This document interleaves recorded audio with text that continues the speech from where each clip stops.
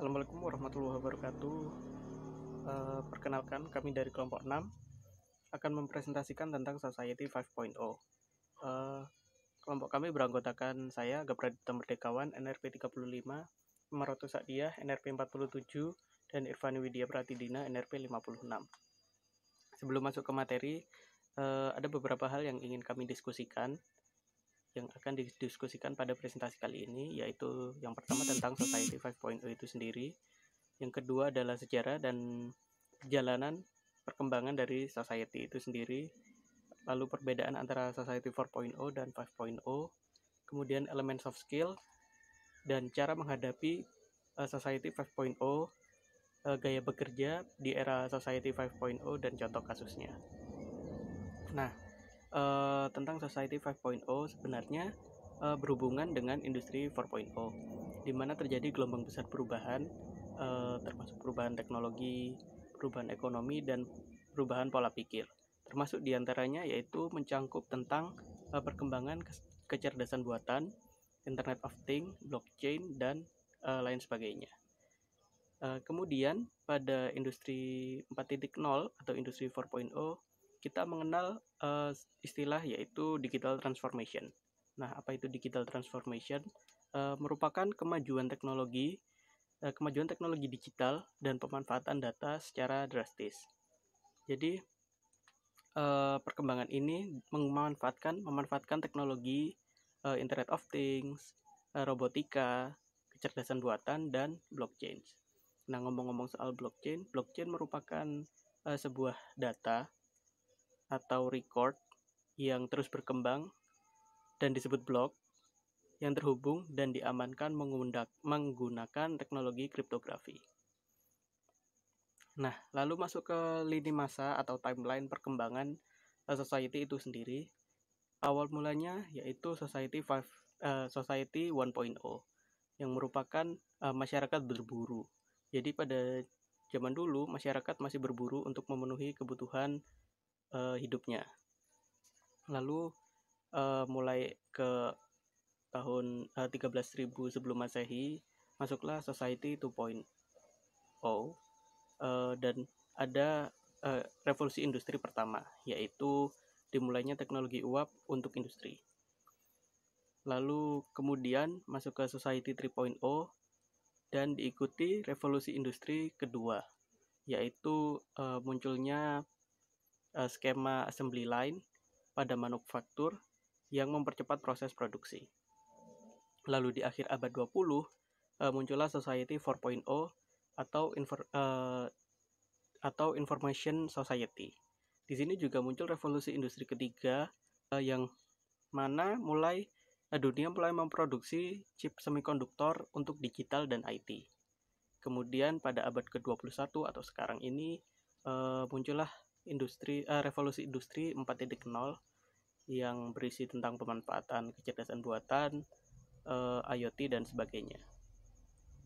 Nah, untuk sejarahnya akan dijelaskan oleh teman saya. Perkenalkan, saya Fani. Saya akan melanjutkan pada presentasi ini. Saya akan menjelaskan mengenai sejarah singkat mengenai Society 5.0. Society 5.0 ini sendiri merupakan konsep yang digagas oleh pemerintah negara Jepang sebagai visi baru negara mereka, dan juga sebagai upaya mereka untuk mengembalikan peradaban baru. Society 5.0 ini sendiri merupakan keberlanjutan dari adanya revolusi industri 4.0. Menurut kantor kabinet Jepang, Society 5.0 ini sendiri didefinisikan sebagai sebuah masyarakat yang berpusat pada manusia, yang menyeimbangkan kemajuan ekonomi dan penyelesaian masalah-masalah sosial dengan cara mengintegrasikan sistem antara ruang maya dan ruang fisik. Jadi apa itu Society 5.0? Society 5.0 itu bisa disebut sebagai imagination society, di mana masyarakat itu menggunakan imajinasi untuk menyelesaikan masalah sehari-hari. Contohnya itu permasalahan ojek pangkalan, di mana tarifnya kan bisa semena-mena dan kurang trusty mungkin drivernya atau sebagaimana. Nah, untuk menyelesaikan masalah tersebut, Nadiem Makarim memiliki ide, dan ide ini yang disebut imajinasi dalam menyelesaikan masalah. Jadi Nadiem Makarim ini melahirkan suatu aplikasi berupa Gojek sehingga bisa mengatasi masalah-masalah yang ada pada ojek pangkalan tersebut. Selain itu ada juga lahirnya aplikasi Halodoc yang bisa mengatasi juga permasalahan konsumen, permasalahan pasien jika ingin berkonsultasi ke dokter, namun bisa tapi cukup dengan menggunakan aplikasi saja. Selanjutnya yaitu mengenai perbedaan revolusi industri 4.0 dan society 5.0 dilihat dari beberapa sektor. Yang pertama, dari sektor ekonomi, revolusi industri 4.0 itu lebih fokus kepada efisiensi, baik itu dari material atau masalah penggunaan mesin. Kemudian di era society 5.0 itu lebih ke pemecahan masalah dan menciptakan nilai baru.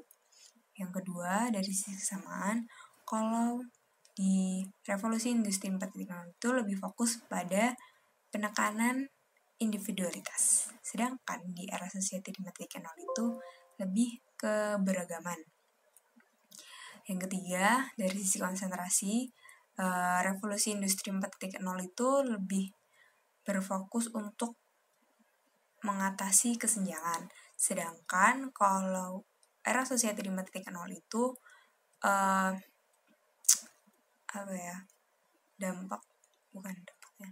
lebih ke pemerataan ke semua sektor.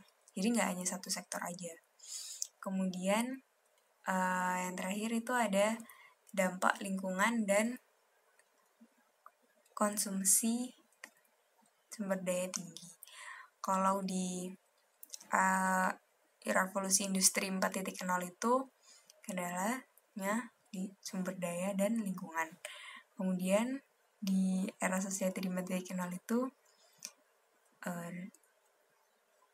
itu keberlanjutan yang selaras dengan lingkungan. Selanjutnya ada 7 soft skill yang harus dimiliki di era society 5.0.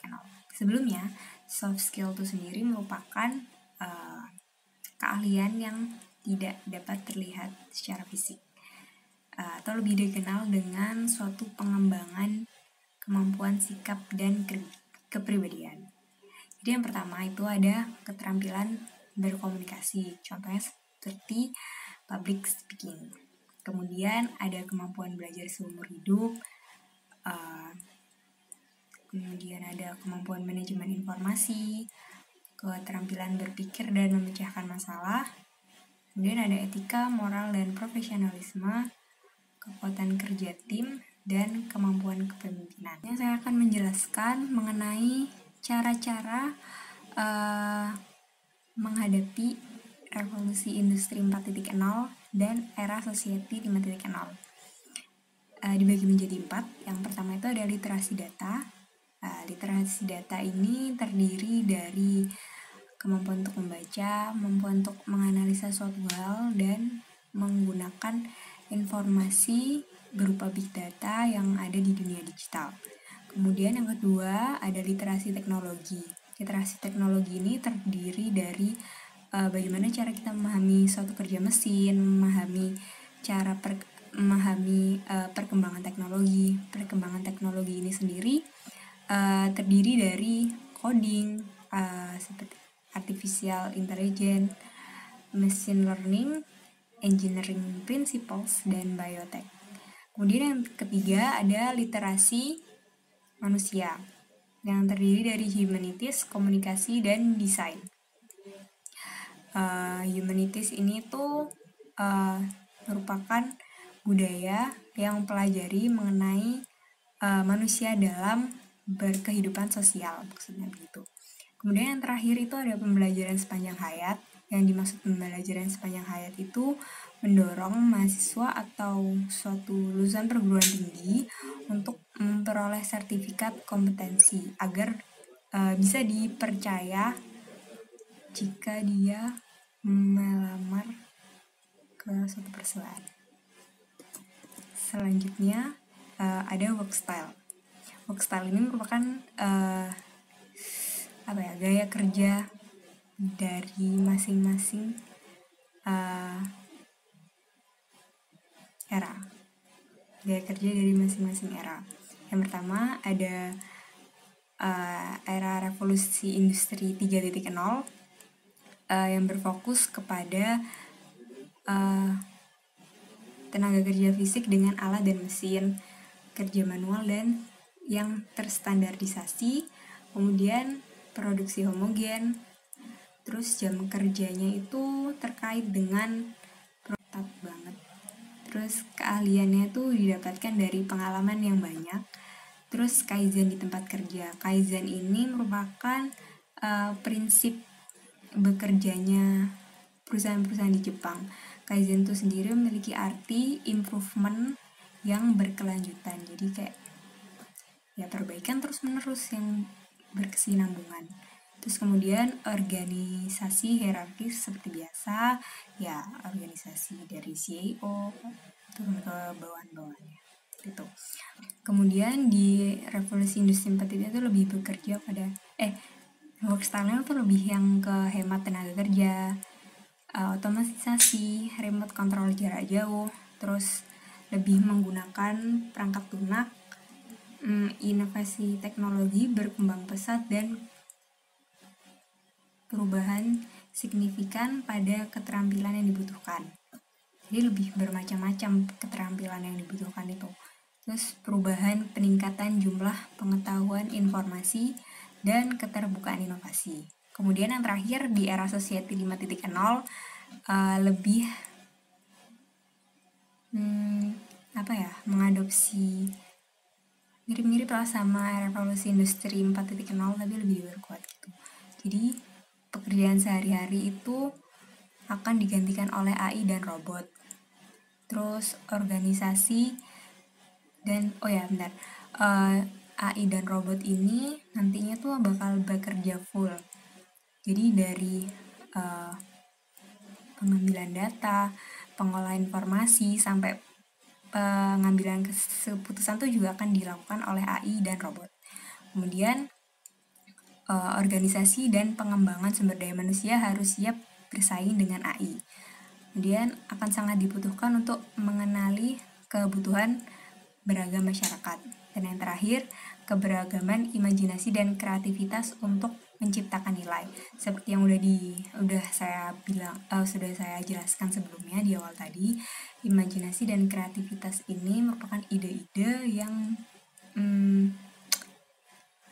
disalurkan, yang digunakan untuk memecahkan masalah sehari-hari dengan menggunakan teknologi. Contohnya dengan menciptakan aplikasi-aplikasi seperti itu. Terima kasih. Selanjutnya, presentasi akan dilanjutkan oleh rekan saya, Ima. Saya, Ima Rotu Sadia, akan melanjutkan presentasi. Selanjutnya adalah perubahan pada praktik tenaga kerja di Jepang. Sistem tenaga kerja Jepang sebelum Society 5.0, untuk bisa mendapatkan pekerjaan, masyarakat harus menjadi bagian dari perusahaan. Namun, di era Society 5.0 ini, masyarakat dapat bekerja untuk perusahaan tanpa harus menjadi pegawai terlebih dahulu. Contohnya seperti freelance. Kemudian, masyarakat bisa saja menjadi pegawai sampai dia pensiun. Tetapi, di era Society 5.0 ini, para pegawai dapat mengembangkan kemampuannya melalui development program seperti pelatihan, seminar, dan lain-lain. Kemudian, career development juga dilakukan oleh pihak perusahaan, karena pada Society 5.0 akan lebih banyak keahlian yang beragam dari para pegawainya. Selain itu, Jepang juga mengganti sistem senioritas dengan keberagaman sistem perlakuan sesuai dengan keahlian para pegawai. Selanjutnya adalah tenaga kerja di Society 5.0, di mana pada Society 5.0, pekerjaan umum akan digantikan oleh AI atau Artificial Intelligence dan robot. Kemudian, kebutuhan akan sumber daya manusia juga akan beragam. Di sini, maksudnya adalah dengan perkembangan teknologi dan semakin kencangnya arus pekerjaan, manusia membutuhkan bantuan tambahan selain dari sesama manusia, yaitu Artificial Intelligence atau AI.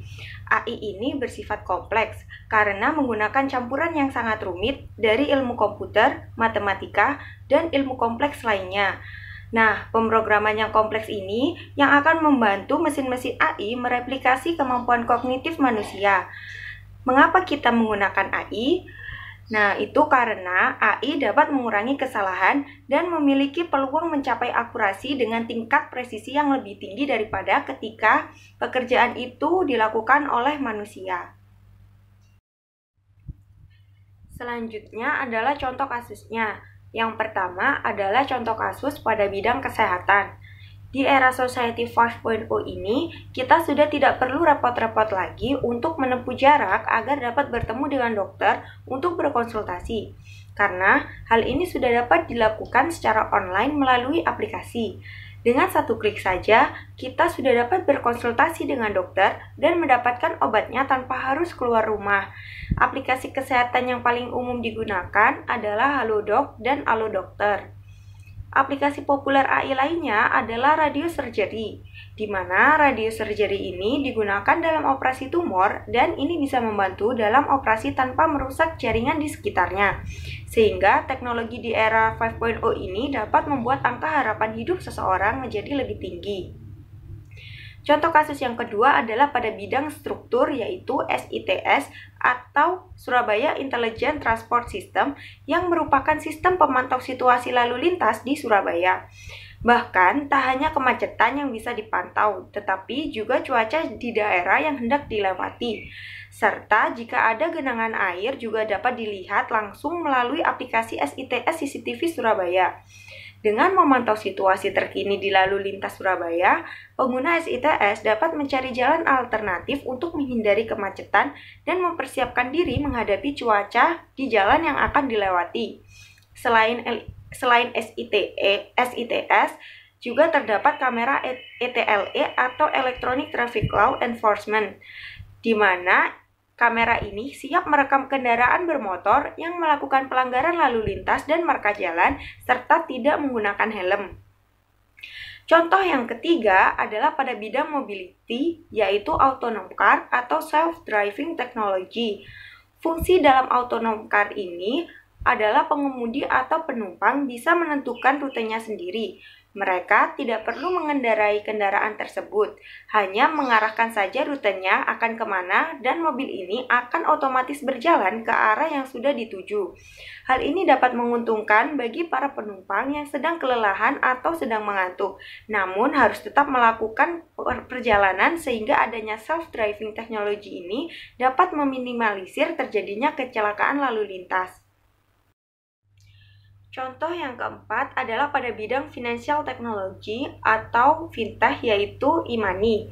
E-money atau uang elektronik ini menjadi pilihan banyak masyarakat, khususnya di Indonesia, untuk menunjang keamanan berkegiatan sehari-hari. Mengapa demikian? Karena dengan e-money, penggunaan uang akan menjadi lebih efektif dan efisien. Masyarakat sudah tidak perlu lagi membawa uang fisik dalam jumlah besar. Selain itu, masyarakat tidak perlu repot-repot menghitung uang kembalian, apalagi jika nominal angkanya unik. Contoh yang kelima adalah human ability.